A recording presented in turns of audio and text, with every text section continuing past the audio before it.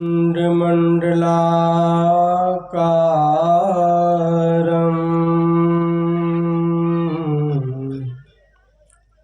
व्याप्तं येन चराचरं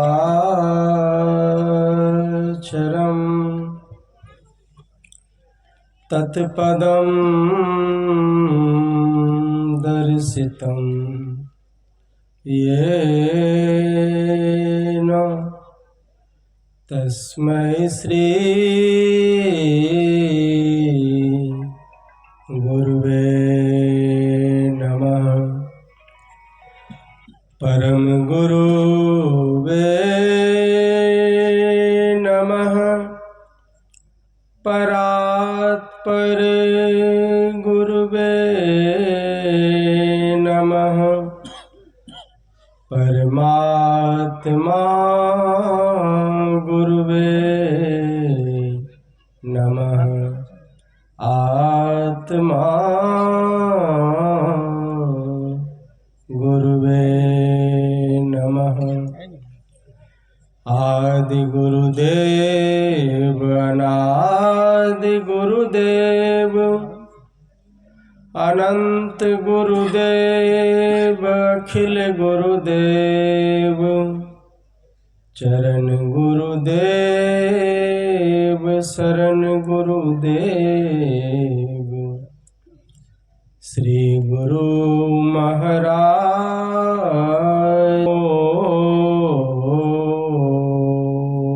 नमस्ते।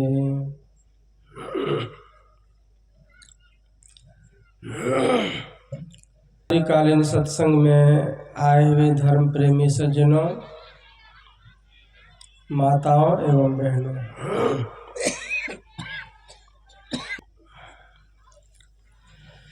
भगवान बुद्ध के एक शिष्य थे, उनका नाम था अनाथ पिंडिक। बहुत बड़े सेठ जी थे। तो काफी कारोबार चलता था उनका, और उनके भगवान बुद्ध के समर्पित शिष्यों में से एक थे। सदगृहस्थ थे लेकिन बहुत भगवान को मानते थे। लेकिन उनका जो बेटा था वो कभी नहीं जाता था सत्संग में। कहिए कि सत्संग से उनको रुचि बहुत कम थी। तो उनके बाप को लगा कि संपत्ति तो बहुत है, अगर इसको अच्छा आचरण नहीं मिला, अभी से अगर नहीं मिलेगा बचपन से, तो ये बिगड़ भी सकता है और संपत्ति का भी यह नुकसान कर सकता है। इसीलिए उनके पिता ने अच्छी शिक्षा देने के ख्याल से उनको एक दिन कहा कि बेटा, अगर तुम भगवान बुद्ध के आश्रम में जाते हो तो मैं तुम्हें 1000 रुपया इनाम में दूंगा तुमको। तो पैसे के लोभ में वो लड़का चला गया। जाने के बाद वहाँ आश्रम में रात्रि विश्राम किया। मॉर्निंग में आया तो बिना पैसे लिए उन्होंने हाथ मुंह भी नहीं धोया, भोजन भी नहीं किया। तो उनके पिताजी ने पैसा जो 1000 बोला था ना, उनको निकाल करके दे दिया। तो फिर पूछा कि गया वहाँ आश्रम में तो कुछ सुना वहाँ पर जो सत्संग प्रवचन होता था, बुद्ध का वचन कोई? कहा नहीं, आप तो बोले कि जाने के लिए सिर्फ गए और जाके वो हम सो गए और सुबह उठ करके आ गए। तो पिताजी ने कहा कि कल फिर से जाओ, तुमको जाना है और वहाँ भगवान के वचनों को ध्यान से सुनना है। न केवल सुनना है बल्कि कुछ लाइन अगर याद करके तुम मुझे आकर के सुना देते हो तो इसके बदले में तुम्हें 10,000 रुपये मिलेंगे। तो इनाम की राशि थी ना, उसको 10 गुना ज़्यादा उसने बढ़ा दिया। अब बच्चा फिर जाता है, पैसे के लोभ में जा रहा है, और इस बार सोता नहीं है, बड़ा सचेत होकर के बैठता है। जहाँ सब श्रद्धालु लोग बैठे थे ना, ध्यान से सुनता है, क्योंकि उसमें से कुछ याद भी करना था ना। कहा 2-4 लाइन भी अगर भगवान के मुख से निकली हुई बातें तुम हमको हूबहू आकर के सुना देते हो, तो समझो कि 10,000 रुपया तुम्हारा हो गया, कन्फर्म हो गया। तो याद करने के लिए तो ध्यान से सुनना पड़ेगा, सचेत होकर के, आलस त्याग करके वो बैठा है एकदम, पूरा एकदम मेरुदंड सीधा करके। जब भगवान की अनमोल वाणी को उसने सुना तो उनको ताज्जुब हुआ, इतना प्रभावित हुआ कि वह उसी क्षण उन्होंने कहा भगवान से कि जब तक कि आप हमारे साथ में नहीं जाएंगे घर, तो अब मैं यहाँ से अकेले जाने वाला नहीं हूँ। ऐसे महापुरुष की सेवा अपने घर में ले जा कर के करना बहुत जरूरी है। उस बच्चे को एक दिन के प्रवचन में ही ये ज्ञान हो गया। तो दूसरे दिन खबर भेजा, कहा कि पिताजी हम अकेले नहीं हैं, भगवान के साथ में आ रहे हैं। कैसी बात है? कहा अब भगवान भी अकेले नहीं आएंगे, उनके साथ सैकड़ों भिक्षु लोग भी रहेंगे। तो पिताजी को लगा ये तो बहुत खुशी की बात है, जो कभी सत्संग में जाने वाला व्यक्ति नहीं था और वो भगवान को आमंत्रित करके ला रहा है, अब इससे ज़्यादा खुशी की बात क्या होगी। तो उधर भगवान की आने के बाद जो सेवा की तैयारी हो रही थी, और 10,000 रुपया भी गिनती करके अलग से उसने पहले ही रख दिया था कि जैसे आएगा तो बेटे को इस बार पहले ही दे देना है, बिना मांगे ही दे देना है। और जब भगवान बुद्ध के साथ आए, काफ़ी भिक्षु लोग थे, शिष्य लोग थे, तो रहने खाने की तमाम व्यवस्था होने लगी, तो वो भी व्यवस्था में आकर के लग गया। अब पिताजी पैसा लेकर के उसके पीछे घूम रहा है, इतनी बड़ी खुशी दी तुमने कि भगवान का दर्शन करा दिया मुझे घर में ही बैठे बैठे, और भगवान ने तुम्हारी बात को मान भी लिया, निमंत्रण स्वीकार करके आ गया। जो पहला पैसा तुम पहले अपना जो मैंने वचन दिया था, लेकिन वो तमाम सेवाएं करता है बुद्ध की और उनके शिष्यों के, लेकिन पैसे की तरफ में वो नहीं देखता है। तब उनको आश्चर्य हुआ। बुद्ध से पूछा गया, कहा प्रभु यही बच्चा कल केवल 1,000 रुपये देने की बात थी, तो उसके लिए बगैर उसने भोजन छाजन तो दूर, हाथ मुंह भी धोना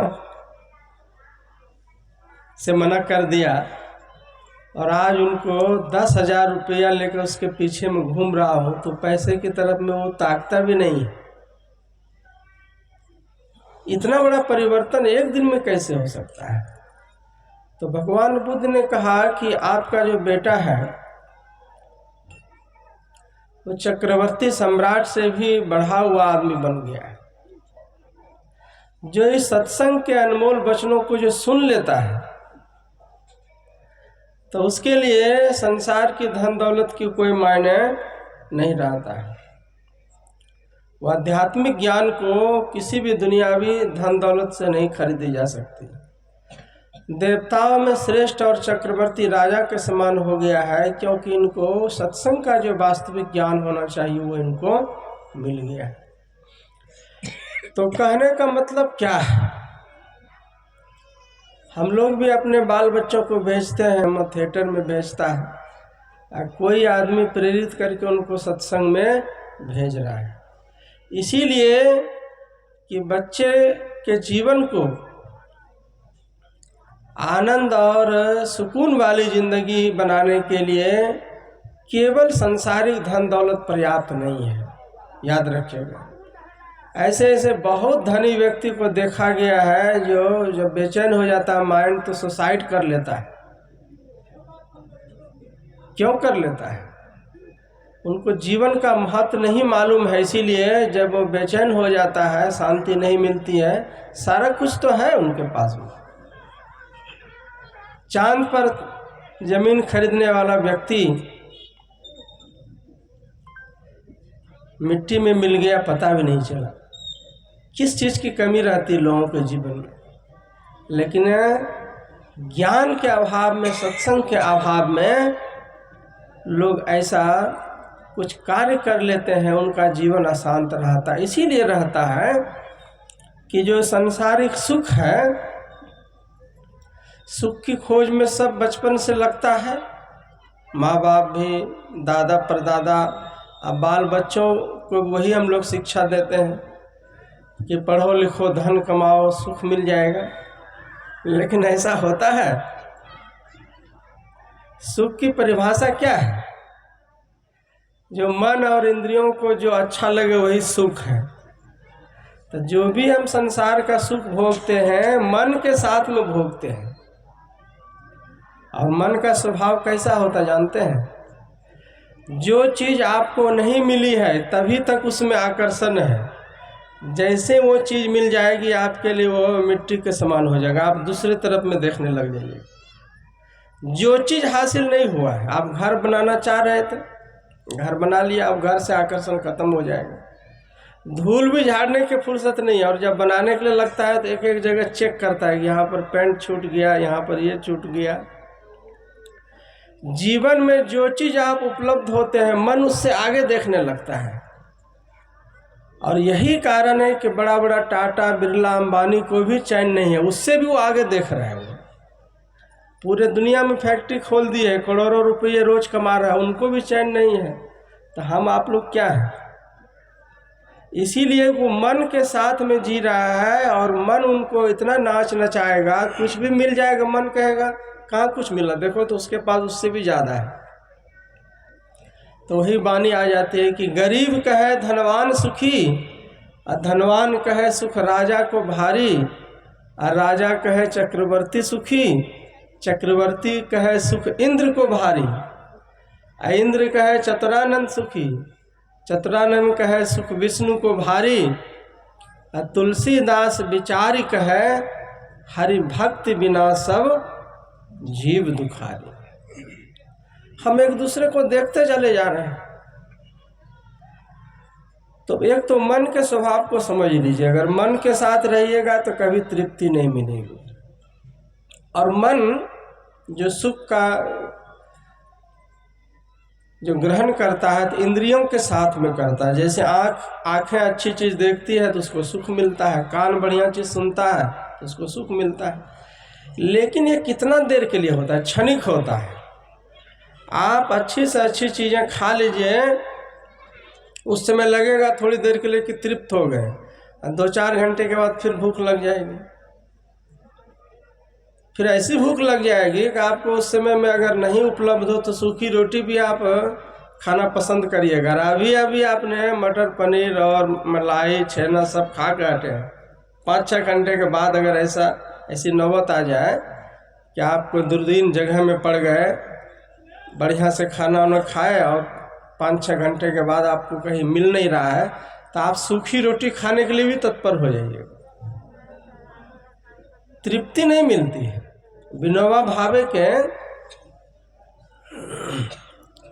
दादाजी को मिठाई खाने का बहुत शौक था, तो उनकी जो दादी जी थी प्रतिदिन मिठाई रंग बिरंग का बना के उसको, तो जब भी मिठाइयाँ बन के आवे तो उनकी खूब तारीफ करे वो कि आज तो बहुत अच्छी बनाई है, लेकिन थोड़ा सा इसमें चीनी कम है, शक्कर, तो दूसरे दिन उससे कुछ ज़्यादा चीनी दे के बना दे। इस तरह जब जब वो बना कर दे तो बार बार यही कहे कि कल से भी आज अच्छी मिठाई बने, लेकिन थोड़ा सा चीनी इसमें कम है। अंत में अजीज होकर उसने क्या किया, पूरा शक्कर की ही मिठाई बना दी, कोई चीज़ मैदा घी उसमें कुछ नहीं मिलाया। तो क्या कहते हैं, आज तो सब दिन से बढ़िया बनी है, लेकिन थोड़ा सा चीनी कम इसमें भी रह गया। आप तो चीनी खिला रहे, चीनी के अलावा कुछ है ही नहीं है। यही संसार का नमूना है। संसार में कितना कुछ कर लीजिएगा कमी महसूस होगी। शाश्वत सुख इसीलिए नहीं मिलेगा कि मन इंद्रियों से, देखिए शरीर है, एक तो जब तक स्वस्थ है, संसार को देख रहे हैं, सुन रहे हैं, तो थोड़ा सुख लग रहा है। एक तो संसार परिवर्तन है और उसके साथ में आपका शरीर भी परिवर्तन है। शरीर में जब क्षमता नहीं रहेगी, काजू किशमिश बादाम अखरोट सब रखा हुआ है और लीवर कमजोर है, तो पचा सकिएगा? घर में कार गाड़ी एम्बेस्टर सब कुछ रखा हुआ है, कमर में ताकत नहीं है, तो सीट पे बैठ सकिएगा? शरीर को सुख भोगने के लिए शरीर की भी स्वस्थ रहने की जरूरत है। और शरीर तो रोज बदल रहा है। आप एक ही दिन में न कोई बच्चा जवान होता है। अच्छा, एक बच्चा है, कब जवान होता है? हर चीज़ का हम लोग टाइम टेबल निकालते हैं, मुहूर्त निकालते हैं शादी का और